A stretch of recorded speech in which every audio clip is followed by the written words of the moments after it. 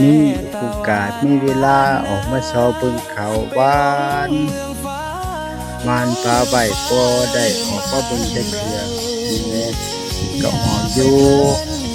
แต่ว่าออกมานิดน้อยมันออกบ่ทันได้เลิศชาวพี่น้องผู้อันก่อนใครดอกมันสิออกงามออกละเอียดเนาะผมข้อยก็พอประมาณนี้ล่ะกำลังออกเพราะว่าฝนก็บ่ค่อยตกดอกพอสนึง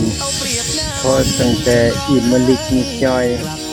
พอดินหลายก็ว่าแม่นข้อยอยากให้มันตกแห้งซำน้ำเต็มไร่เต็มคันนี่เด้พี่น้องเขตข้อยนี่มันคือแห้งแล้งเขตแต่ว่าหน้านี่เป็นหน้าโคกตำเริ่มอยู่โคกอยู่ดอกพะนุงมาเลาะเบิ่งให้เบิ่งหน้าวาน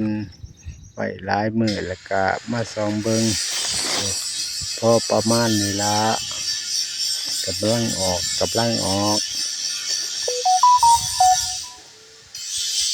มาย่างเลาะเบิ่งเลาะชมธรรมชาติหน้าโคกมันก็บ่คือหน้าถ้ำของเพิ่นนี่ล่ะก็พอประมาณนี้ล่ะบัดเพิ่นใหญ่แตกหน่อออกก็คือสิพอดีอยู่พี่น้องของปีเป็นแนวได้ของพี่น้องผู้ใดงามๆก็มารีวิวให้เบิ่งแหน่ของข้อยก็พอประมาณนี้ล่ะนี่ถือว่าก็ไข่อยู่